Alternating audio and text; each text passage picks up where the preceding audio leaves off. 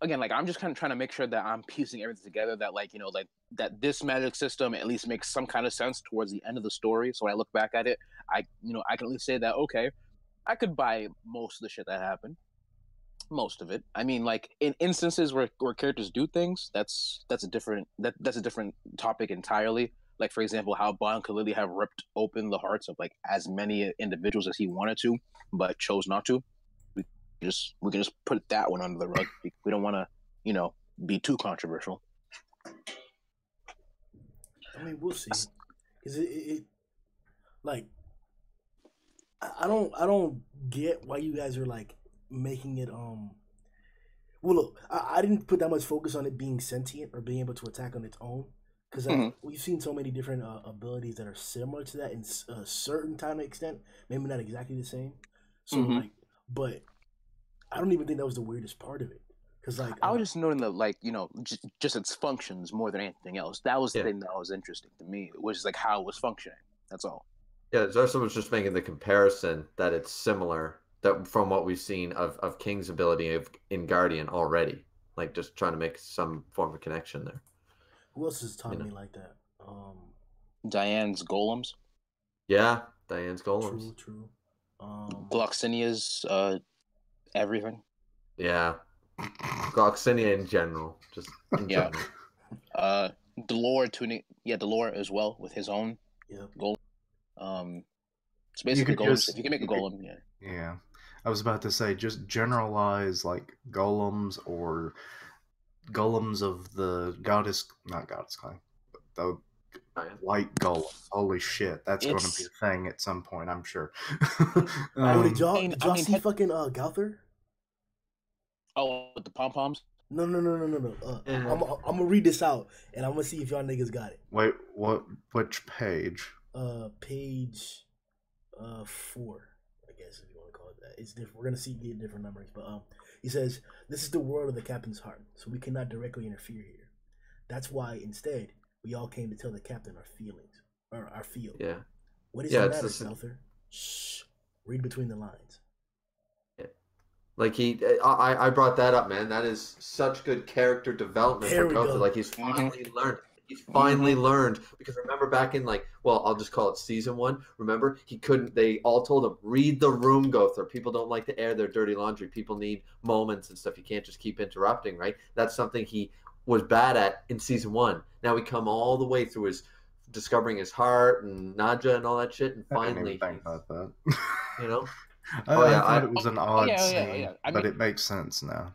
Yeah, this was his chance to essentially prove to everyone else that this is truly go through having learned essentially what he really needed to at the end of the story. Sure, we got confirmation that at the end of the day he's not at all regretful for anything that he did. At the same time, this is just more character development for Gother. So yeah. 10 I think 10. Gotha's one of the most developed characters out of the Sins, in my opinion. One of the most developed characters out of the Sins, and probably started out as one of the most shadiest of them all. Shadiest, and actually my least favorite. I was never a Deanne fan, but Gotha pissed me off because I was like, why is this guy? Why don't they rein him in? Do they not know he's so he screwed them over? He screwed over the Sins a couple times just from his own almost that Sheldon Cooper idiocy, not understanding how the world, you know what I mean? And it was frustrating. But then when we got his full story, I hated the character. Now I love the character as a result of learning, everything about it. My thing with him was that I actually enjoyed how he would fuck over the Sins, because remember, originally that was always the feel, is that the Sins, even though they were supposed to be merrily taking back the kingdom, they're beating the absolute crap out of each other. And why didn't you tell us that we're doing this actually live? Why did you address that we're doing actually live? Because I didn't know. Yeah, you didn't do your little... Nigga, you're not supposed to address it. Just flow. Well, how the hell was I supposed to know? All right. I'll channel my inner Grimm. Yo! There. Does that make you feel better? Where the police at, bro? Because I was waiting for us to start, and then I go on YouTube, and it recommended this, and I was like, what the fuck? Yeah, I got the notification like minutes ago. I was like, okay, I guess we're doing this. Well, I'm sorry for breaking the glass of the behind the scenes. What were you saying, You broke character. You broke character. Damn, we all broke character. I don't even know. I kind of lost my train of thought. I was on something though. I was on a path to something. Gother leading about him screwing over the Sins a lot. They beat up on each other. Okay. So yeah, it's like that was the thing about the Sins that I always enjoyed, was that like at the end of the day, each one of them potentially could like do something that would basically destroy all the teamwork that they were building up from like the last time they were recovering from the last idiot doing something stupid last time. Like Bond fucks over the captain during the fight, but then from there, like Deanne almost gets everyone else killed because of her attack. But then you have King who like later on you have King who ends up leaving the Sins because he's not trying to deal with the captain's bullshit. Only to basically like, leave them powerless when they have to what were they doing? Actually, no, because he ends up meeting up with them during the fucking battle, so that doesn't really matter. But just again, like the dysfunctionality of this was one of like the key points. And Gother fucking around, like messing around people's like memories and stuff. That was like the icing on. That was the icing. That was the creme de la creme of just like pure fuck. But like now that he gets it, it's like okay, good. He should get it. But like it was inherently his character. He would only fuck around because he didn't understand.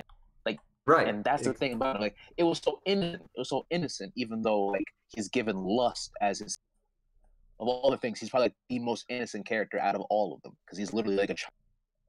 Oh, mentally, I would say. 100%. Like he always. But the problem I had, once again, this is before we knew his backstory. The problem that made me hate him even worse is that we all criticized One Piece with the Big Mom amnesia stuff. And I think we all talked about this before on air and off air, is about how amnesia characters is like one of the worst tropes you can do in not just manga but in general. Nobody likes it. And the fact of the matter is that Deanne already had that done to her once, and Gother's the reason we got a second bout with the same character. That is the blackest mark on taizai, in my opinion. Not giving an amnesia character who got her memories back and then just give it to her again for character plot reasons. That was bad. And at the center of it was Gother. So once again, I mean, I was hating on him for a long time. I feel you, but I look at it in a different way because here's the way I see it. In taizai, you should know characters are old as hell. One of Galen's like most famous quotes that I feel is one of his most famous quotes is oh, you know I have a bad memory. Yo, he's like 900 years old as a demon. That's like stanky old. That's like super stanky old. And it's like Zelda's like, oh, don't you know like don't you remember how like we lost because of our pride and like we did things a certain way. We thought we were too cocky. We're weak right now. We should like restore our power. And he's like, I don't remember that shit. The fuck? Oh, like I was out here being savage every day, all day. Galen, word up. Like again, like characters. Like him doing that was comedic, but at the same time, it proved to you, it's like, yo, some characters are so old that they forget certain things in their own history. Do you know how long 900 years is? You don't. I don't know how long 9 years is. Like my memories kind of like blend from time to time. Like I can't remember if something was like 5 years ago, like 5 days ago, and I'm like, what? I know that feeling. Exactly, and think about it, right? Like it only gets worse, and humans in the series are like what we first get introduced to in terms of opposition, and they're like maybe the oldest you get for a character, maybe like 60. You get like 60 maybe. You have like Diane who's like over 700, Elaine over 700, King over 700, Bond over no, Bond doesn't count. Bond, Escanor are the only two characters that don't count because they literally have lived for like the amount of time a human should. Around 40 years, and they were still relevant to an extent. Only because of their abilities, naturally. I think what you're saying, though, Zarsel, I thought it was brought to. You can correct me if I'm wrong, but I forget if this was in the if this was only in the anime, but I remember the scene in the anime where basically like hundreds of years is a drop in the hat to these people. They don't have the right relevance of time, because remember there was that hunter that helped Deanne and King out. And then, like, they go back to town like it's the next day, and they meet, like, the grandson all grown up. It's been, like, over 100 years, and to them, it's a drop in a hat. It's nothing to them. It's like a decade to them or something. Yeah, it's no time at all. you know. Now, So now when people say, "Oh, you know how Merlin forgetting she had the curse and everything," okay. I understand that. You think that that's probably like one of the biggest points in her life that you can't really just forget. But then yeah, again, I'm not forgiving yeah, that one. I'm sorry. we're not gonna forgive that one. We're not gonna forgive that one. I mean, again, I could even try and rationalize and say that she's like she's been like having her book in her nose for so long and she's just so fucking like ignorant to everything else around her that maybe, but no. That's two gods offer you a choice and you fucking both over. Chill out. That's the biggest highlight of your life, kid. Relax. Yeah. But getting back to it, when it comes to Gother, it's like even though he's like he's probably like as old as most of the other characters, again, he's that innocent. All the other characters you would never expect to be as old as they are, and Gother mentally is probably like the baby of the entire group. You know who's And my baby? That Diane booty in page 2. Oh, Goddamn. Yo, Of course. sometimes Jesus. sometimes I feel like Nakaba forgot about her plot and was like, you know what, we need ass. Yeah, we'll just bring up What was it, like 2 streams ago? We was complaining that we barely got any sets of TVs we could have had with like 2 or 3 more. Now we got some cheeks. Oh, that was me. That was me because we were talking about because they were blocked. Remember, they blocked both Merlin's and Deanne's in the same shot. I mean, it's how it is. And now this half of this panel is just Diane's ass. Yep. I mean, like, here's the thing. I'm trying to Isn't that what half the panel should be? Exactly. Like, that's what Diane dropping first chapter. Come on now. First time she ever dropped. First time Diane ever dropped was what? Straight leg and ass. Like, come on now. Straight thigh. I'm like, what? Oh shit. Bro. And she was back. I remember like her whole color page. Like, bro, she was just chilling there, like legs out, just like not even looking at you. Like, bitch, don't even lie. You know I'm out here. You know I'm right here, bro. You know I'm right the fuck here. Don't play. Oh yeah, before I kind of gloat a little bit, because I called it, I want to point out something. I don't know if any of you guys noticed. Okay, you remember how last week I pointed out, okay, we saw Hawk. You know, he was like in the crook of Meliodas' arm in the Mindscape. He is not fucking anywhere in this goddamn chapter. Yeah. Yeah, what's up with that? I gotta say, I think I care about that the least. Well, I'm just saying, it's like a small continuity error, but you should at least see him in the background, even if he doesn't say anything or whatever. Yeah, Hawk is there, but then in no other... I'm just re-looking through this. I didn't catch that, but I don't see Hawk anywhere. My nigga, we just went through 3 chapters where we had no idea where Zeldris was. Why is Hawk that much of a big deal? He disappeared in a fucking explosion, so that's understandable. Yeah, only because we're seeing all these faraway shots of all the characters. Like in on page 2, we see a widespread. Deanne, we're talking about her ass. That like, where's Hawk? No pig. And then we look at the next shot, no pig. Like when the Demon King's talking and stuff. Like where is the damn? Even when you look at like when we see them in the outside world, their bodies, he's nowhere there either.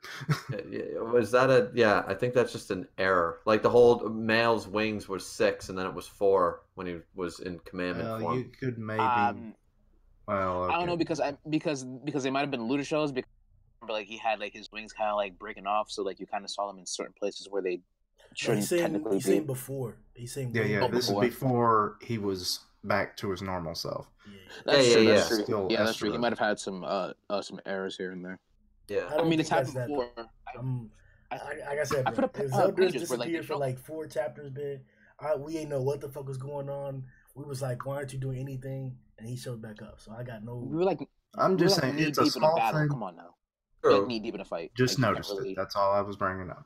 Yeah. No, like that's a pretty big deal because, to me at least, only because like we know that Hawk ended up becoming a portal to like where Meliodas really actually is, and like no one even knew. Like the Demon King was like that up Meliodas' asshole for the last 10 years now. Like he was just like stalking his own son. Like that's super creepy, dude. Like what the fuck? That's like, geez, dude. Like get off his ass. Like honestly. But again, that's kind of important because if something happens to Hawk, Nakaba could really play it up to something like, oh, just did something to Hawk, and now what? Meliodas has to make a choice. because you know for a fact like what these emotional Meliodas, this emotional Meliodas is a bit more vulnerable than the one that we're used to, beating the shit out of everybody like a monster. So you never know. That's a possibility. I'm not saying that that'll get like that far, but again, you don't know because Hawk kind of is important. One thing that we do know now is the Sins are gonna. They can't technically physically assist Meliodas, as we were speculating last chapter. But we do know that it is gonna have a direct physical effect on his fighting capability. He no longer has to doubt whether Elizabeth is alive. He now knows she's alive. She's right there next to him. So, it's like, Father, you've been fucking lying, you son of a bitch. So, I think I brought that up in the podcast, Grimm. Last time I said that one shred of doubt is what was eating at him in this emotion, in the spirit world. Now that it's confirmed, as you said, he's 100% certain. There's nothing holding him back now. Yeah, he's the fact that they confirmed that or last chapter that it is gonna like physically affect your fighting capability. It makes me wonder what other portions of the emotional spectrum, what do they do? Is this extreme happiness and confirmation that he gets, is that the reason why he's able to pull out that badass technique, which we'll talk about it later on? Or what do other emotions affect you just as much? Yes. Question. I'll answer one real quick. I do want to say yes that emotions do affect you in certain ways because when Melius was training to essentially control his rage, we found out that the only reason why he'd always blow the heck up is because he couldn't control himself, and that's what activated like that massive power that destroyed everything. But then when he finally controlled it, his anger, all he did was cry. So the idea is emotions are directly tied to your power. It is a real thing. That trial he went through proved that. Yeah. Agreed. I agree with that. Yeah. That's all. I mean, because what's another example? When Grimm saw that his dad had something happen to him, immediately he went put his guard down. Hendrickson busted his teeth open, set him flying. Like, it can get that crazy, but it does make sense because you can't tell me that someone's emotions in the heat of battle aren't going to change. Like if they see something really fucked up, it's impossible. Of course they will. But in this world, in the Captain's Heart, in the spirit world, they've been changing the name of this fucking realm. It's basically the souls battling inside the body. But suffice it to say is that in this world, from all the text and all the information we've gotten, I would say that things are heightened because it's purely spirit and emotional based. So if your spirit takes damage, being your emotions in this case, it's a much harsher hit than it would be in the physical world. Like if the Demon King says to Bond, "Oh, well, Elaine might be dead," he might get shocked, but it's not going to get to the point like Meliodas was last chapter, where it was like he was trying to get up. He was like, "Nope, this doubt can't beat me," but he couldn't actually physically get himself back up. It wasn't that he was too hurt to get up; it's that his spirit, his emotions were in turmoil, and that's that's your battle power. That's your mana. That's your key in this battle. You know what I mean? Your chakra, take whatever. That with stride. He might be shocked, and then he'd be like, "I brought her back to life. I can find another way." Time to beat your ass first. But they want to bring up. With that said, fuck, what was I gonna say? Fuck, never mind. Fucking continue. It'll come back. So I believe chapter. Fuck the chapter number. I forgot what it was, but it's 303. Or are you talking about a reference to something? Yeah. The Demon King is a god. Yeah. Are you leading up to he the says that? I remember in the beginning of the fight with the Big Six, that I was saying that Rudisha is going to show out throughout the entire fight the most techniques. I'll put a bet on that, and I think if we count it up, I should be right. Besides maybe one or two guys in the fight, Zelda's is very, very impressive. But if I take that same concept and look at the Demon King, the culmination of everything that he's done, this guy's a fucking monster. And I'm talking about in this form that we see right here. All the other speculation for like the current his abilities in the current situation where he's in Meliodas' body. That aside, I'm trying to look at the retrospective what he can do on his own. And I've come up with these thoughts. So like help me speculate. Technically, you can't give what you don't have, correct? No. Should be that way. Yeah, should So, be. When you give all manner of secrets and spells of the demonic world, you have that, right? Of course. Yes. Where else would he be getting them? Bet. I just Oh. this like I'm trying to figure out whether because it makes sense that the sage thing comes from him. And I'm not saying that it's only being produced because he's in Meliodas' body. I think that he could conjure this up on his own. But if this is true, how do I put this?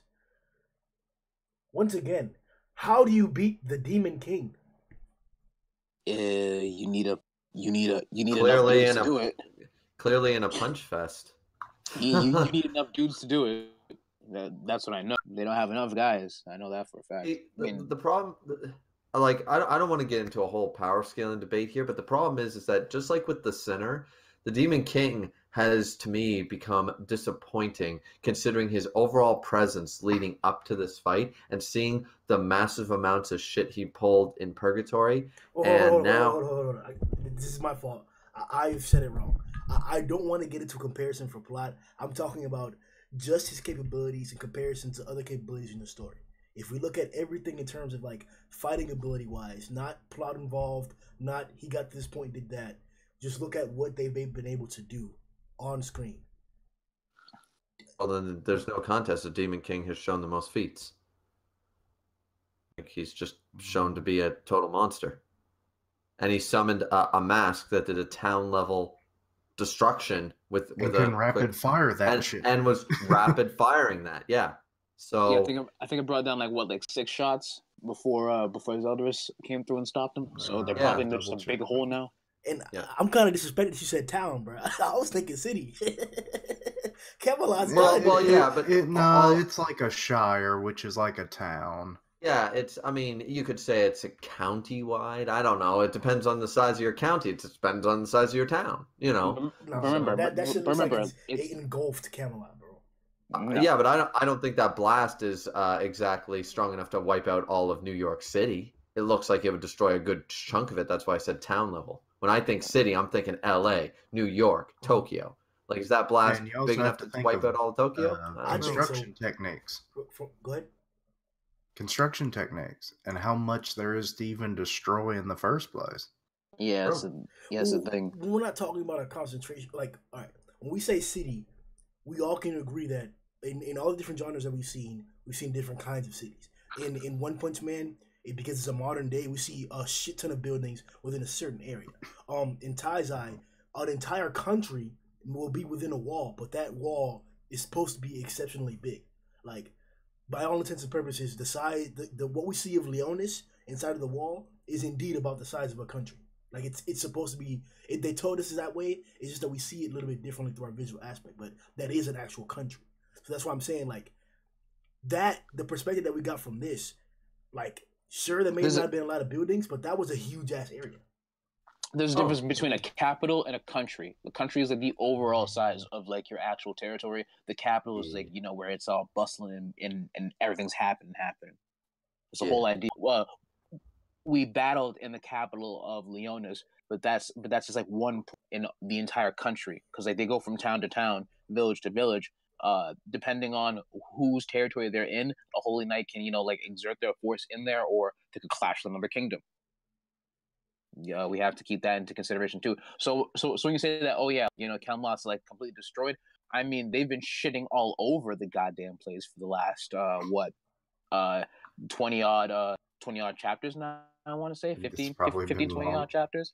I'd say closer to 50, if not more. All I'm saying is that Miles' greater son dwarfed the capital of or dwarfed the capital hill of Camelot, where the cocoon was. When he did the greater son was like on the left side of the page and the cocoon's on the right side, and it was like half the size of it. And this seemed, from the other perspective, much bigger than that.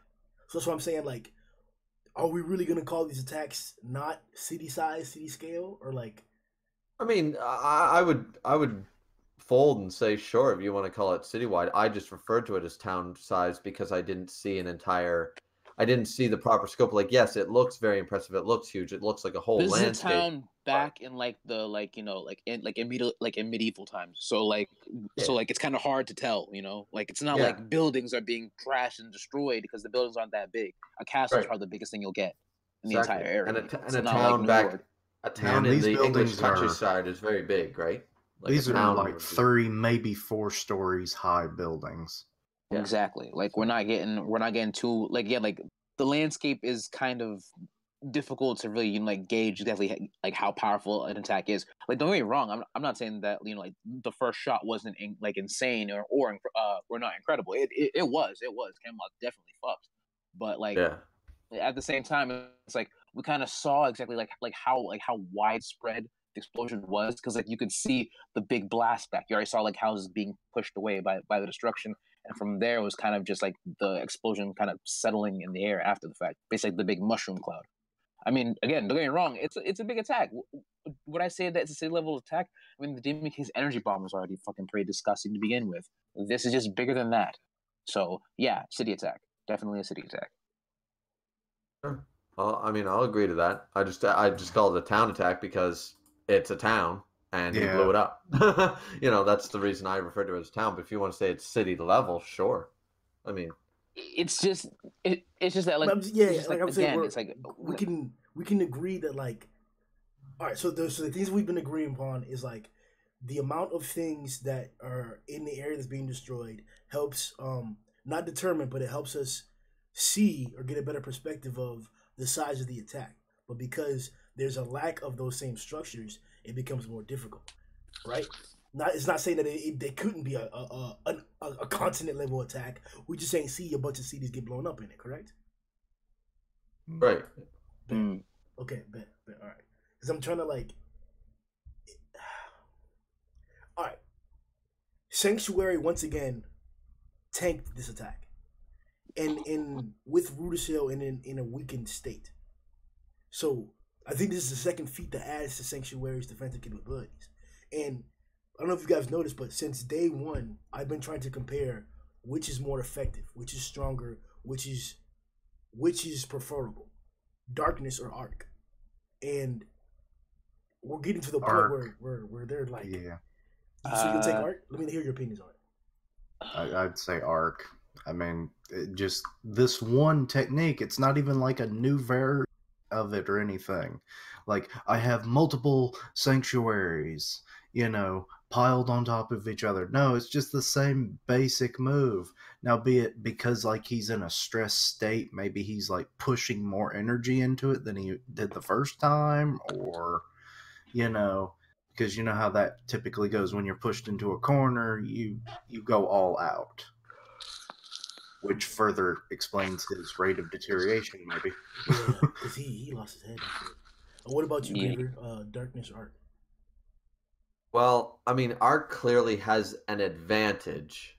In Pokemon terms, it's kind of super effective against darkness, from what we can tell and see. I could make that argument, but overall, I think darkness so far has shown us to be just as versatile, if not more versatile, than maybe that's because we've seen way more demon characters than goddess characters. Maybe there's a lot more that they can do with Arc. I mean, hell, between Elizabeth and Rudisill, they've shown the most amount of abilities, and Elizabeth's only shown a couple. So it's very hard where we've had so many different demon characters to do a proper comparison. But I mean, as far as when they go toe to toe, it just depends on the character and stuff. I mean, I'd like to say darkness just for versatility reasons. I mean, for example, I have a couple questions about Arc. Can Elizabeth invigorate herself? Can she heal herself? We've only ever seen her heal other people. I don't think we've ever seen her heal herself with invigorate. So not Yeah, invigorate, but she does have the ability to heal herself because that was the issue after she healed everybody else. no, Like they she literally can't heal can. herself. They did it.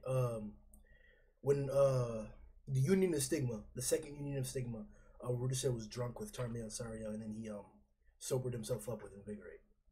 Oh yeah, he did. True. He did sober himself. So I mean, we can take from that that's a possibility and stuff. So that's another thing because like darkness, they can heal and stuff. And clearly, like I'm of the opinion that Zeldris, while using the ruler, was sitting back, just using darkness to heal until he was strong enough to stand up and go, I'm going to take something out.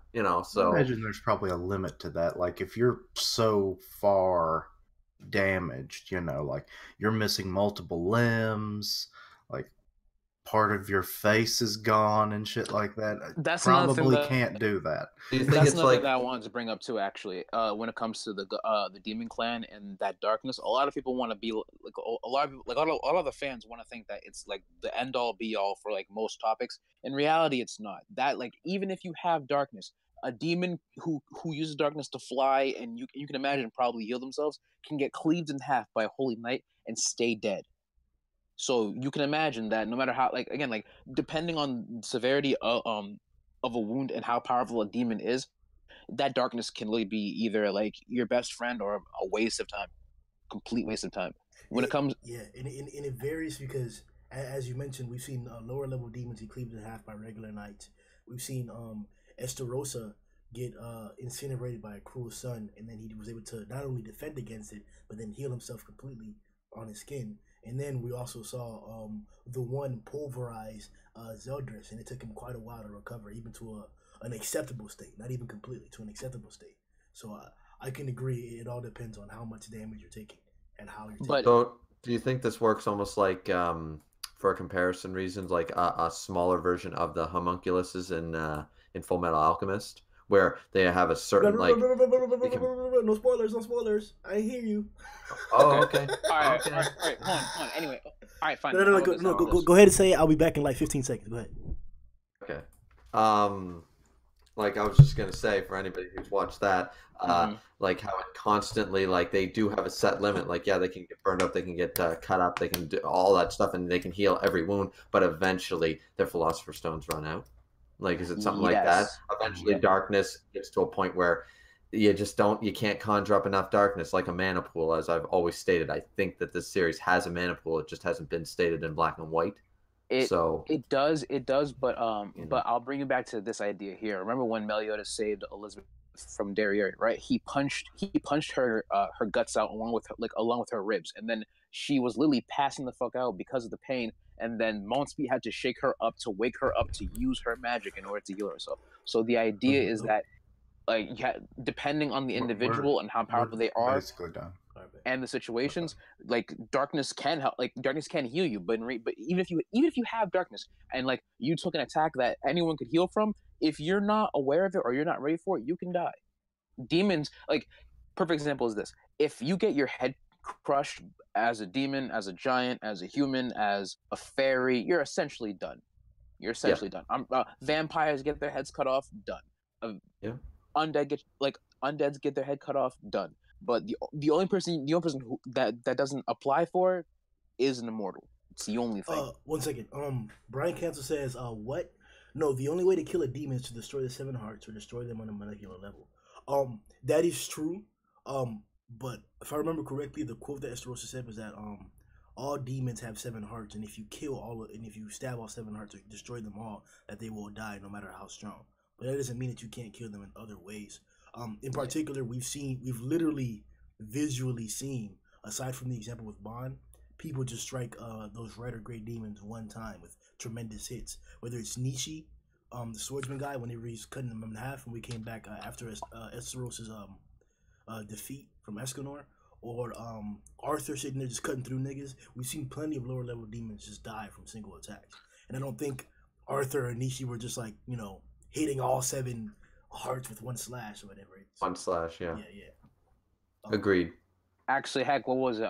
It was after Nanashi's attack against one of the demons when Arthur faced off against that gray demon that dropped like right there after he stabbed him and got fucking thrown to the ground. He went up and hit that demon one time with 1 attack and it went down. just one slash. So again, it really does depend on the demon or the individual and exactly like how skilled they are. Some demons, you'll what was it? The same demon that Nashi slashed, like banged its head off the ground and still had like enough sense to fire a laser at him. Yeah, so still had enough sense to fire a laser at him. And we're also not saying that like these instances that we mentioned weren't that they just took out all 7 hearts in one strike. You can do that. We've seen that happen before. We're just saying that it looks like it wasn't a targeting thing where they targeted 7 hearts. It looked like they just got hit. Oh, yeah, like straight force essentially. It's like if you hit them hard enough, they'll die. Yeah. And we could also take, I just took it from, as you guys were saying, lower level demons. Maybe that their darkness can't heal as well as, for example, I would assume that the Ten Commandments have better control over darkness and its healing capabilities and its capacity than like a red or an ash or gray demon or whatever, right? So I'm assuming that eventually, like it chopped out, as Josh said, to chop off their head. Well, they're not putting their head back together. Like Galen did, when he got cut in half by Escanor when they first met, sort of idea. He just pulled himself together with darkness. Can a gray and a red demon do that? What was it? I think it was the demons when they were attacking Leonis. You saw it like this big plump red demon just cut right in half, right over the kingdom. And I'm like, is that Dreyfus over there? Dreyfus, you putting in work over there? Right, I know you talking about, yeah. But at the same time, it's like, this demon just got straight butchered. Like a red demon, I've never seen a red demon take an attack like that and come back. I'm sorry. Yeah, exactly. And they probably don't have the mind or experience because they're probably killed off so quickly they can't live long enough to actually learn anything. The ones that do, you can assume probably do, but again, it's regenerate. Oh, they do have it, but their control and their mastery over it, their capacity for using it, is probably severely limited as compared to what we have seen other demons do. And even strong. If you're walking down the street and you're a normal nigga and you see a red or gray demon, you're going to die. Tanks, no tanks, machine gun. 100%. But I ain't regular, so it's fine. I ain't regular, fine. Dude, I'm a mask with a mustache, man. I'm bet. You just told me I did city level wide attacks. I'm good. I'm the Grievin mask here. I'm an ugly motherfucker from Majora's Mask, but I got a mustache that beats Escanor's for days. Confirmed. One thing that I noticed, and I wanted to get you guys' opinion on, and I don't know if it's this because the Demon King asked, what power is that? But that kind of helps me. It helped me formulate this opinion. So, if you guys remember in the training arc, when King was confronting his doubts about Meliodas being a demon, he used this technique that is part of the spectrum of disaster. So condensed power. Yeah, exactly it. A disaster is the ability to control over life and death and absoluteness. So he was able to remove the moisture from within the stick and concentrate into a dense ball. Very heavy, very powerful, and it was effective enough to kill you, enough to kill a demon even, and he had to avoid it, scar him, I believe. So, is that this? To an extent, because I know what you're talking about. I thought the same thing when I saw him doing it. I was like, that it reminds me of the train that he did with King, because he saw King pull off condensed power, and he's all like, "That's the methodology behind it. Let me try and pull that off." And probably, genius fashion, basically essentially put like ripped one of King's abilities right from his own book. I was like, yo, here you go. I did with darkness instead. And I can only imagine what he's gonna do with it. I mean, it seems pretty goddamn powerful. I don't know. I mean, could this be his magical power that allowed him to scar the Demon King in the first place? Or could it be just the fact that he's like just that powerful? Nah, that's Ark. Stop with your crap. Oh yeah. To answer your question of Arc over darkness. Well, first off, I still believe Sanctuary. I still believe Sanctuary is like one of those amber abilities that the Gods Clan might have taught the Druids, because the Druids have that, and that just seems too similar to that just to be Arc. But again, like, we can assume that that's what you can do if you get Arc. You get like crystals. If you have darkness, you probably get like metal. So we could equate it to that. But if I had to choose between the two, honestly, in terms of like aesthetics, the darkness, but overall, I'd rather Arc, only because it's like I'm not trying to Well, actually, no, because I actually hate the sun. I hate actually having look at anything too bright. But I don't like The ugly sun. things either. So. That's not from Arc. You know what? No. Relax. You know what? You know what? No. You know what? You know what? No. Arc because them God's Clan chicks got the biggest titties like in the series by far. So There you go. I'm gonna have There you to. go. I'm gonna have So to, Arc is what fuels their titty growth. yeah, there you exactly. go. I mean, like, it's healthy, it's divine. I mean, you can only imagine the breast milk from the mom has got to be like pure. It's got to be like grade A kind of stuff.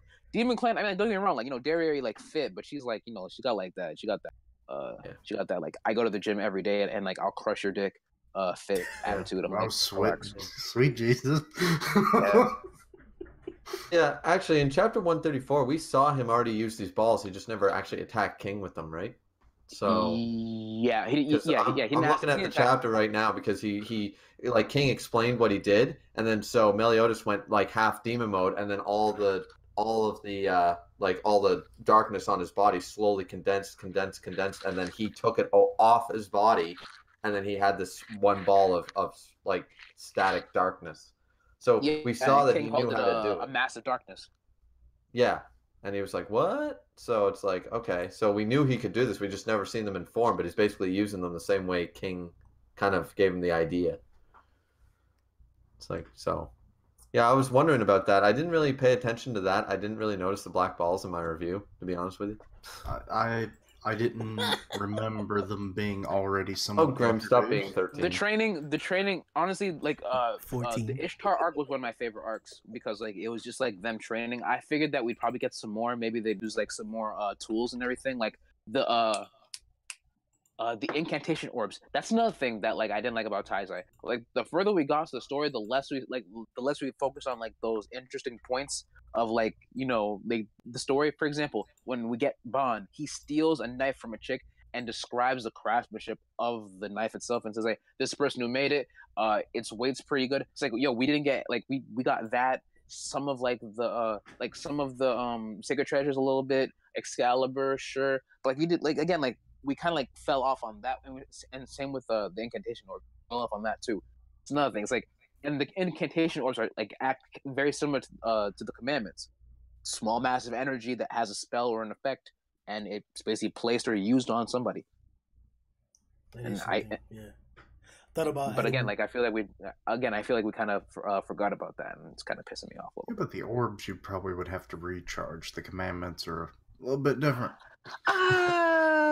The incantation orbs are like anyway, because it's all like again. Well, I mean, I'm assuming they are. It seems like some aren't, because I think the last time we saw one, Dreyfus like pulled one off of like his little neck piece thing, majiggy for his armor, and was like broadcasting his voice over to the kingdom. So again, like that was a bit of Taizai that like kind of fell off, and I'm kind of annoyed that we kind of fell off on that. Yeah.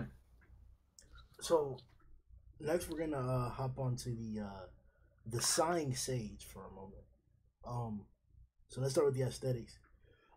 We were having trouble before, like comparing and contrasting the commandments or the symbols on the Demon King's body with the commandments, and I think this may be another instance of it.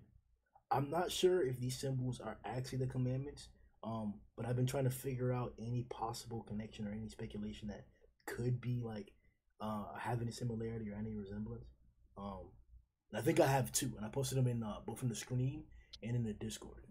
Now I don't think, but it is our job to, if there is any possible speculation, to dive into it and to try to expose it. So these are the four images or the four commandments that I think through combinations could possibly look like this. But once again, this is all like visual conjecture. So what do you guys think? Top one is like a double or a mirrored image of the ones that were on the stretchy arms. Yeah. So it's not really anything new. Mm-hmm. As for what you drew a comparison to, I think they're just kind of generic, markings. Well, I think we talked about this before, but I think it was Grimm who brought it up when we first got the new look for Ten Commandment Meliodas, and we saw those symbols. I didn't think any of them were marked because there were too many copies, and there was no clear indication that all 10 were represented. So I just thought, and there was way more than 10 symbols. I just thought, okay, it's a bunch of different Demon King marks. Like they don't symbolize, one doesn't symbolize a commandment or anything. And I didn't find that they really, like, even when you mesh them together, like in this instance here, I don't really find that they really mesh. I think they're just different marks, separate from the 10 commandments. They might mean something, maybe Nakaba will one day like show us like a little thing at the end of a chapter, like here's what all these symbols actually represent. But I don't think they're supposed to represent like 2 or 4 of the commandments on his forehead there. Yeah. Personally, I remember like that one bottom mark on the ugly on the little mask's nose. I remember like the same mark was kind of like on Meliodas' like back leg, like trying to like grab his butt cheek, because like like it was like the new costume and everything. Like it kind of pissed me off when I saw it, because I was like, I'm not trying to look at this man's ass, I'm trying to look at like the pants. Please stop. But I mean, again, I do agree with Griever. It's kind of like one of those generic Demon King marks. It was like, ooh, look at me, I got all this. I was like cool little edge marks all over my stuff, on my clothes, on the armor, on me. Demon King, revere me. Edge marks. Like that's what I see, honestly. That's all I really see. We have agreed that he should have all manner of techniques and capabilities. So I wouldn't doubt that like he could have different things that are occurring. Maybe the symbols actually stand for something. But he made like a flying that literally like shot down like a temper tantrum on Camelot. I mean, like if that's not if that's not technique, I don't know what else is. Yeah. But this is almost maybe not an exact equivalent, but a very similar comparison to the artifacts that Mael was able to conjure up. So definitely these symbols have to stand for something. There might not be commandments like Griever pointed out. It may be other things, and hopefully Nakaba will either address it or tell us literally that they don't mean anything. But for now, telling you part 2. And on Mael's like sheet over his face, those 4 symbols were exactly the same as they were represented before, and each time one disappeared, he'd use it, right? So that's why I'm just doubtful, like if that's what we were going with here, like this guy's going to represent, I don't know, love and piety, for example, or something, right? Then those 2 markings would be on his forehead, but since they're not, I just find it really doubtful that that's what they're meant to be, And also because he only gave half of his power, and they manifested as the 10 commandments. What if the other half manifests something differently? That could be a possibility as well. But honestly, with the appearance of this new with this new little shining sage and everything, I know that we're not even done like reviewing the chapter and everything, but I do have this one theory. I just don't want to forget it later. But I feel like if they do anything to get the Demon King away from Meliodas in terms of like his body, his soul, whatever, right? If this little ugly gremlin thing keeps flying and floating and gets away, then the series might not be over, and the Demon King might try to like go and regain his power, kind of like the way Hendrickson was thought to be destroyed, but then like that thing survived and then did something, and then we get like the commandments coming back. So you think this is an entity, not an attack? It can fire out attacks. Clearly, the Demon King gave it life, and since he called himself a god, and we do have facts that he has created life. Stop using that phrasing. Stop using that phrasing. Yes. This is in fact a entity. I feel like this is an entity. It's clearly alive to an extent, because it's clearly firing on its own. It's moving on its own because it was pulled down by Bon, right, into the ground, and then the minute it wasn't held down, it went right back up into the air. I would liken it to a Nin beast or something from Hunter. Like a familiar of sorts, right? Like a familiar of sorts. Yeah, it's like I would liken it to what we did before about a golem, or like similar to Guardian or something with a very small level of sentience, like probably can't speak or anything like that, but it probably has some form of life. But my thought process is because if it's created by the Demon King, imagine that its magical power might carry the consciousness of the Demon King, or some kind of sentience to it, because we've seen that the commandments, when put together, created their own consciousness of sorts. That they literally got together and they're all like, "No, come with us, come together." And it's like commandments aren't supposed to be talking on their own. So this thing could have a similar level of primitive intellect. That's at least my speculation. If the Demon King is pushed away from Meliodas, that this thing might end up might end up getting away, and we might end up prolonging the story because of this one little thing. If it's not destroyed.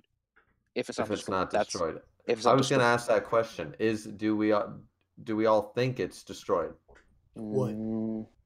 The mask, the Science Age. Depends if Zelda actually tears it up, and I hope he does. Yeah, we'll have to wait for next chapter to get confirmation on that. Speaking of Zeldris. Oh Zelda. boy! Oh boy! Clutch winner of the chapter. So you mean Weldris, nigga? That nigga out there with the W, goat, dog. The goat is here. He's sleeping on the Holy War. He's Zeldris because he's sleeping on the Holy War. He ain't interested in the war. He's interested in, because right, it's like this. Him thrusting into the Shining Sage is literally just like just a prelude to what he's gonna do when he finds Gilda. Literally a prelude. Oh, sweet. No. One thrust. All he needs. What? All he needs. 3,000 Damn, years. she gonna hate that shit, bro. She been waiting for 3,000 years for one thrust. That's tramping. You know, That's speaking of that, you know that, right? Some guys, one thrust is all you need. When you look at the Sage's forehead, the mark has changed after it got stabbed in the head. It didn't really change. It just kind of got overshadowed because of the yes, the it darkness. did. No, it did because it has 3 things on each side of the circle, but on this it has 3 things coming off the top of it, and there's nothing else. So that's kind of weird. That symbol completely changed. It looks more like whose commandment is that? It almost looks more like a commandment now than it. There, I posted it. Yeah, because it was like a spider symbol before, and now it's 3 prongs pointing up. That's weird. Oh shit! Oh yeah. I mean, we can't make any confirmation on the one that actually got stabbed, but in actuality, the fact that he stabbed one of those symbols directly, that's making me speculative now. Yeah, there's a good chance that he might have done something. But then again, like Nakaba has been shown to have changed panels depending when the volume comes out. Because I have seen for example when Ro is declaring war against Stigma, first you see him and then but then you get the edited page where it's him and his boys behind him all bladed up from killing the dudes. And then I think it was Derriere and Elizabeth when she was in her Indra form, the environment behind them changed. So again, there's a good chance that Nakaba might have changed or might have messed up the symbol. But I mean, that's to be seen. That's to be seen. The next fuck out of here, bro. What the fuck? Fuck out of here. I want to bring something up before we go on back for the Zeldris hype. Is all right. So we see that Bond pulls this fucker down and stuff, and he gets in the way. My question is, okay, so I know Grimm's going to be all happy that his gay angel did something, but I have 2 problems with this. Number one, Mal, ever since taking care of the demon, did he run out of sun? This is the dude that's supposed to replace Eskimo, and he's done sweet. Fuck all. He's done sweet.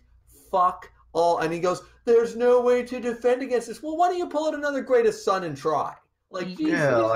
Take the brunt of the blast, and then any residual, then Sanctuary would take care of it. Hold on. Y'all niggas are getting out of hand. Hold on. No. Hold on. Listen. Let me say. Hold on. Wait. Let me say this. How many of you guys have siblings? Write a fanfic of Grimm, and how many of you guys have siblings? He'd love it. I have siblings. I do. You have a sibling, right? Brother. Both of you do? Unfortunately. Okay. Yeah. Older or younger? Younger and older. Younger. Would you ever let your little brother fight a whole gang of niggas by himself? If he's strong enough, heck yeah. What the pussy for that shit?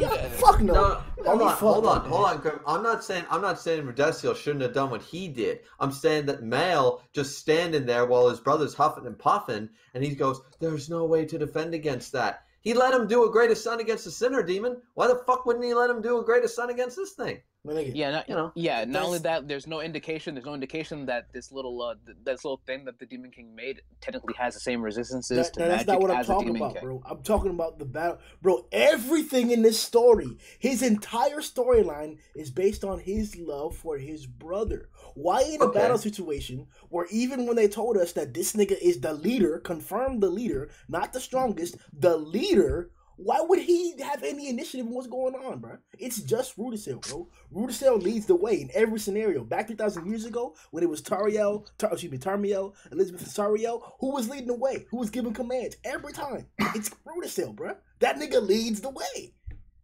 We can't trash Mael for, you know. Okay. I'm trashing Mael for that one thing. You can trash Mael. I'm still trashing. This is what we got in exchange. He literally got eclipsed. Yeah. Literally. Yeah.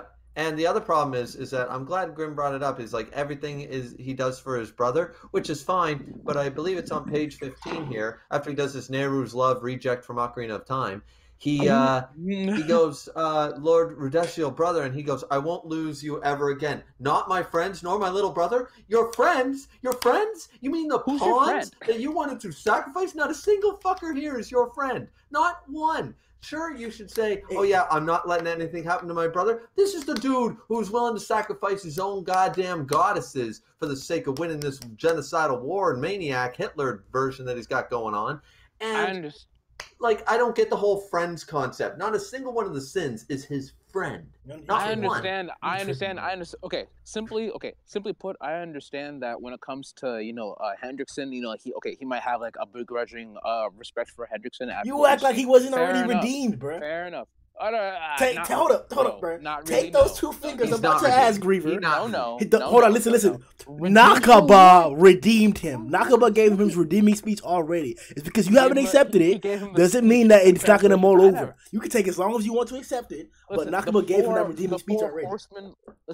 Listen, your four horsemen of apocalypse, right? Almost none of them have any real redeeming qualities besides the fact that they understand that they had a job to do and that sometimes they did things that are pretty fucked up. It still would not hold up if we actually had like a military tribunal. Did you in fact slaughter innocent people? Meliodas killed an entire kingdom. Shut up! I don't want to hear it, bro. Dude, we're not doing comparison. We're not comparing characters. We are saying that in court, Meliodas is getting executed right next to Rudisill. Yeah, sure, but that genocidal, but that does not redeem Rudisill. You want to execute Meliodas, you go right ahead, but you got to stand Rudisill. Rudisill's not above that. My nigga, all I'm saying is that if we're okay with anything Meliodas does, look at Rudisill the same exact way. Meliodas is worse. He's worse, bro. He's worse. Okay, see, so the thing is, when it comes to Meliodas, right? Like he's got like the blonde hair and the green eyes. Like you can't really say no to a Super Saiyan. So I'm not gonna say. Oh, you gay. Oh, you gay! You just told me because he cute. You can't. You gay. But when it comes to like Rudisill, like what do you mean you got blue hair? Get your faggot ass out. Dude. Vegeta comes up to me in Super Saiyan form and tells me to do something. I'm fucking doing it. I understand. I'm a Zarsil on this shit. I'm a Zarsil on this shit. You don't deny it. Super Saiyan. Twerk that ass for me, Zarsil. He gonna start twerking. He has a wife. I respect him because he has a wife. He won't do that. Bro, I don't want to hear that, bro. Y'all niggas ain't finna tell me that this nigga can't say friends when Meliodas literally fucking Meliodas betrayed them, bro. Hold on, no. I gotta bring this up because this is 100% true. The last time we seen this nigga Meliodas with the rest of the sins was when he said, I disband the 7 deadly sins, and he flew off and shit, bro. That's what he did. He may have hold on. He may have spared their life by having Chandler follow them, but Meliodas indeed betrayed and left the 7 deadly sins, bro. He did that. And no, listen. And now the first time that they see him, it's all cool, lovey-dovey shit. No. This is the same sin that his father was cursed him for. The same sin that he abandoned his little brother for. He had to deal with all that bullshit. And he regrets himself not being able to assist him for. The same exact sin. And now because they show up, you guys are just happy with it? No, bruh. Do not tell me a goddamn thing about Rudisill's redemption if you're not going to tell me about Meliodas. That's not even... Yeah, the difference is Meliodas didn't kill anybody to go get what he wanted. Fucking Rudisill lost one fucking lover, and he fucking decided genocide of a whole race, mother. Well, I'm not. What? He literally did that. Meliodas literally did that. No. It wasn't later on a different scheme. It was literally the same minute. He did exactly what you said, Griever. Matter of fact, fuck Meliodas, bro. That winning ass nigga. Out here beating everybody's ass and shit, looking badass as fuck. You still a goddamn dirty demon, nigga. Of course. Yeah, Soul is Eldris. Like, how dare you? How dare you? The man who brought the man who brought hell to Camelot wants to stop the shitstorm that's coming down and look good doing it. Trash ass. Get the fuck out of here. You like I hope you keep that neck clean for your execution. I know that for a fact. Because you're taking the L. Taking the L. Irony of that. Yeah. Called the execution. Yeah, you ought to get executed. For what? That's why he wears that collar. Goddamn trash. Bro, you see that shit, bro? When this nigga, bro, all right, we done enough. We got to get to it real fast before we head out, bro. Arthur better get these 9 lives, or I'm gonna get like real pissed. The shit was sparking up, bro, and then you just see the silhouette just walking, bro, and then you see the nigga just shoot up. Zelda's that nigga, bro. Zelda's that fucking nigga, bro. Yo, I'm not gonna lie, he was looking pretty good this chapter. That one finisher, that one thrust. That's all he needed. That's all he needed. That's all he needed. And I fucked with it too. 100% justified. In the beginning of the big 6 fight, I was like, oh, this nigga's barely showing anything. We don't even know who the fuck he fights. What is it? Done. All that's out the window. Zeldris has, with the culmination, put in that fucking work, my nigga. Zeldris, he deserves his rank, his position as the strongest demon aside from the DK himself and Meliodas. That's the strongest demon. I don't want to hear what nobody else says. The center can't walk up on this nigga. Mael can't. Fuck that shit. Fuck that Mael pussy ass nigga, bruh. I put Zeldris over Mael right now, bruh. Put Mael 100%. Walk up on Zeldris. Guess who winning, nigga? Zeldris. Tie me the fuck up. No. Yeah, I will only put Zelda. No, I'll only put him up if Gelda is involved. If he lost to Escanor, he lost to Mal, and he was toted multiple times that Cusack and Chandler were stronger. So sorry, bro, I can't do it. You mean he got jumped by the 7 deadly sin? No. He got jumped by the leaders of Stigma, and then when one went super mode, he got past his defense that mollywopped all of them, and then he took on all of them again. And then held out to save the DK? I don't want to hear it, bro. Yeah, I'm pretty sure nobody did anything to him until Escanor walked up to him and literally fingered him. Yeah. So I'm just saying, he fingered him, and then that was the end of it. I'm just saying. You're the one who's always saying that Mile is stronger than Escanor with Sunshine. So that leads me to believe that Mael with Sunshine is stronger than Zeldris in a 1-on-1v because Escanor proved that he's stronger than Zeldris. In that 1 minute point, we can't necessarily speculate who's who. Hold on. 1 minute. If he had another 20 seconds, Zeldris would be dead. Oh, no, 700 my nigga, no doubt about that, bro. No doubt. What I'm saying is that Mael, in the state that he's in where we've seen him, I don't have any indication that he's stronger, hopefully as strong, but stronger than the one. We just know that at all times throughout the day, Mael is stronger or as strong as Escanor, no matter what time of day it is. That's what we can agree upon. Bet. So what I'm saying is that if after he got, finger fucked, sitting there just getting finger banged in the back seat, Escanor, enough. Type shit. After that, his ass got back. Before that, he held off the forces of Stigma, nigga. And he got back up, held off the forces of Stigma again with the Angel of Death, and then the DK came back. I don't want to hear it, bro. It's Zeliotis. Hold on, let me say it like this. Zeliotis. Stop with your trash. Oh, Jesus. Hey, Wilderness out here, bro. I sound like Naya, bro. Wilderness out here. Yeah, you do. A little bit. My folks at Naya because, honestly, Zeldris is a pretty well-written character. And, honestly, I do understand that, okay, finally got to portray Dad. It's for the best. But my thing is, listen, little nigga, how is it took you 3,000 years to say, hey, fuck off, Dad? Like, seriously, it took you 3,000 years? Like, it took you 3,000. I understand that. Dude, there's a lot of problems with every character doing that. Every character is at fault for not saying shit like that for 3,000 years. They're being you wouldn't betray your family like that. Come on now, bro. You wouldn't, and I understand that, right? But let's be honest now, right? How many of the 10 Commandments were really not about the cause? You had Zeldris, who did not care about the war overall. He was perfectly fine being the executioner. It's like, yeah, the part to play in the hold on. Yes, before you continue, that's executioner. I want to establish this because that's going to be the next point we go to right now. Go ahead. This is we have to make a bigger deal about this moment than we have been. Not only was Gauther excommunicated and imprisoned for this possibility, but his very own son was then eternally cursed and cast out. Betrayal is not a joke in any aspect, in any instance. Like, in there's no possible way that we can make light of this. There's no possible way that we should, like, take this for granted. The betrayal of the Demon King is as serious as it gets for a demon. He just did it. Zeldris. There's I was waiting for him to say it when he popped in. The Prince of Darkness. Zeldris. Strap number one prince. I don't know what we're talking about, but right now. But Yeah, we'll hop back on that in a second. What's your thoughts on the chapter, bro? it was cool. I liked it. It was pretty flashy. It's a good chapter, but it's about what I expected. You know, after the little friendship stuff. So it is what it is. It was cool though, but I didn't expect the ending part with that weird face, and then obviously, you know what I'm saying? You know what I'm talking about? Young Zeldris. So, Trash.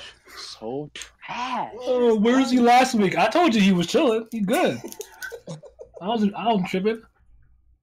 So that means the Sinner's coming up next chapter to stab Demon King in the back, right? Probably not. I'm waiting for that guy. I said this three chapters ago. That guy's still waiting. He ain't dead. He come back. Oh yeah, Naya. I said audacious that Zeldris is the same kid who brought the shitstorm on Camelot, and he wants to be the one to stop it. Like, really, asshole? Like now's the time. Now's the time. Yo, that out. Trash. Yo, that out. Absolute trash. What's the problem? Could be a motivation. When you're presented with new information, you're allowed to change your perspective. Zelda out. Therefore, we're gonna have to just switch around on Misa a little bit. We get into the cheeks, so we better put respect. I'm so mad. Like, I'm so mad. It's like piece of shit. You could have went anywhere else. Nah. Dude, they're kings in a coma. They don't care. And no, but the thing that pissed me off the most is that he had to do it in style. That's the thing. He had to do it in style. He could have he could have done it any other way. No, instead it's the one thrust. Like, nah, you piece of shit. Fuck you. It's one thrust. Cool. He rulered by 3 city block things, and then boom. We just agreed that was a citywide attack, and he just went boom, boom, boom through 3 of them to stab. Yeah, but that's because of God, my nigga. Not because he's, I would have liked to see him, do a big ass slash and shit, cut them bitches in half after they explode. But, he hit him first. Yeah, well, Zeldris is just using what he's got, man. You're going to tell him to fight one-handed just because he's so good next chapter, just to make it even Steven, Yeah, honestly, Demon King's an idiot for not taking away his power from him yet. Honestly, if you're a god, exactly, Abe. Don't be stupid. Don't be stupid. Yeah, Demon King has been literally an idiot this whole time. He's just been. I gotta be honest. Like, I still think he's seen his capabilities, but I'm not impressed right now. No, I am not impressed at all. I'm not impressed simply because this is essentially what he should have feared in the beginning, but yet somehow, some way figured that someone like Zeldris would have followed blindly, even though his prized his pride and joy, Meliodas, was the first one to defect. Seriously, it was only a matter of time. Hey, hold on. Before we keep it popping, I low-key gotta ruin the rainy spree. I gotta hype up my niggas. The fairies, nigga. Nigga! Don't ever tell me that the fairy race ain't them fucking niggas for this shit, bro. Who got immortality? The fountain of who? Nigga, don't tell me shit about the fairy race, bro. These niggas is up there, bro. These niggas is fucking up there. If it was not for that shit, he would have not made it through purgatory, bro. He would have not done that shit, my nigga. Now, he would have been gone, dead, destroyed a long-ass fucking time ago, bro. Don't tell me he's lucky. The fairy race is not just as responsible for this victory of Stigma as any other nigga, bro. Don't tell me that shit, bro. No, the tree is. I'll give it to the tree. No. Oh, yeah, I'll give it to the tree. You give me the clown. I'll give it to the tree. Dude, I'm if I make paper out of that tree, I'm gonna write the greatest story of all time on that. I agree, 100%. Honestly. And any critic that's the new agenda. I'm with it. The pages will give them a paper cut on it. It'll just whip them in the face. Yeah. Make goddamn spellbook out of that goddamn paper. Goddamn. Get some real good old text on that shit. But the last point before we peel out, like we were saying before, the betrayal of the demon race. Two niggas have done it. This is the third. We saw the punishment that the other two got. How serious is this to you guys? At this point, not too serious, since like Zeldris is like the last person who's part of the demon clan that really matters, save for like the original demon. Like if he betrays his dad and succeeds, what's gonna stop him? Seriously, like what's gonna stop him? Like there's no other authority, it seems at least, that's gonna be able to affect him, since he's like the last. Like he himself is the Demon King's representative. That's like your main man stabbing you in the back. Like it's kind of like it doesn't get any worse than that, you know. Really it's just gonna make do on his promise once he gets his body back, which he should have had back at 299, but whatever. Someone stabs that bitch. He'll give him his promise. He'll give him Gelda, and then he'll say, "All right, don't fuck with anything, and I won't fuck with you. How about that, bro?" And they'll be like, "All right, cool beans. See you later." Actually, no. All war criminals have to be executed. So everyone's got to offer. By who? Who's gonna execute them? I don't know. I don't fucking know. You could try. I mean, yeah, you could try. There's gonna be like a Kaido thing where they put them up there, they try and they fail. I mean, you can't just walk away. I mean, like, let's be honest now. There's been a lot of people are gonna be invested on this whole demon clan walking through Britannia and fucking things up. You're gonna tell me like the people responsible shouldn't be answering for any crimes? Right? Okay. Telling me that most of these people won't just go the fuck home? Like you're telling me, you know? No, listen, not to answer any people. Like, who the fuck are you? First of all, I know you. You know what I'm going home to? The vampire cheeks, man. This shit's better be tight as fuck, dog. I'm gonna be mad. About to be.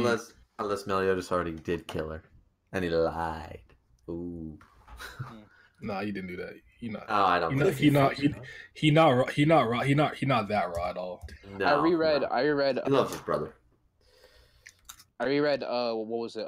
Vampires of Ironburg again, just because fucking. I figured I could attribute to Gelda, and I realized that whole story was like an alliteration to Lancelot and his beginnings, when he was basically like when he first found out about his name and his lineage, and basically about himself. That was essentially the same story. Find a maiden, she helps you out, she tells you everything that you need to know, and basically that's when Meliodas finds out that, oh, this is Gelda, my brother's girlfriend. My brother is the demon, so I'm the demon. That's when initially when you first find out Meliodas is a demon in that story. I actually figured that was actually pretty cool. It's still Nakba still tossing in as many British Isle myths as he can to seem somewhat clever, I guess. All right, do you? Yeah.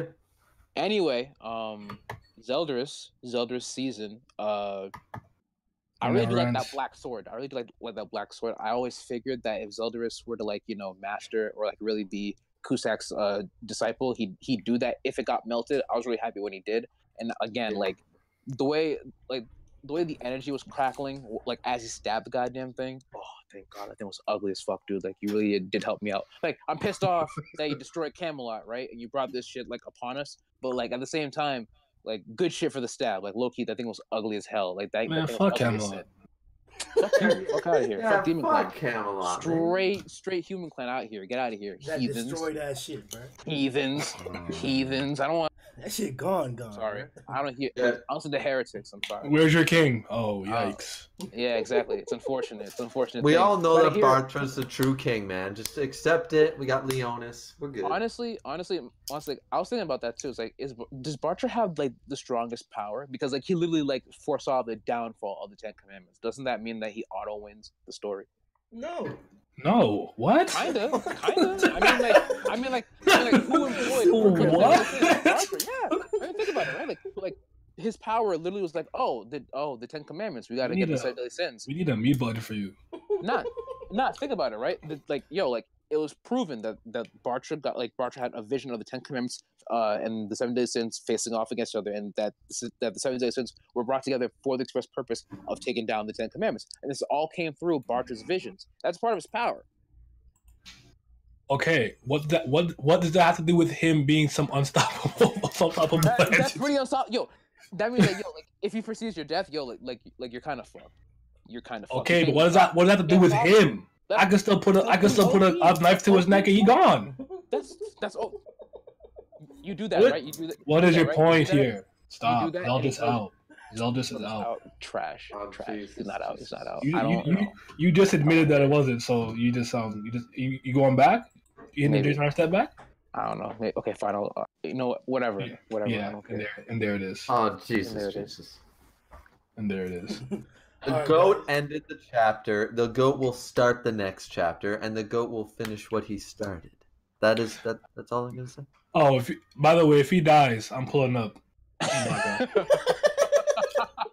If he dies, because I'm not gonna lie, it was a rob, but I got a little worried. So if he dies, I'm pulling up.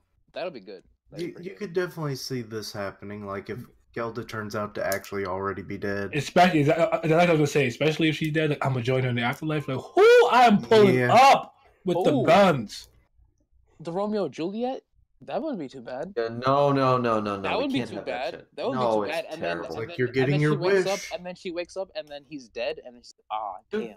Dude, I've been calling this for a long time. The Romeo and Juliet ending is going to be Meliodas and Elizabeth. It's their only way out. It's their final thing. They're just going to finally find peace. I'd love if it was Zeldris, honestly. I'd love if it was Zeldris. Zeldris is actually going to take over the demon realm and fuck off and just be like, okay, the demon realm. That's what I think, low-key. Yeah. We'll see. Him and Gelda are going to rule the demon realm. Woman, yet if she's still alive or not, or partially alive, whatever classification we go by.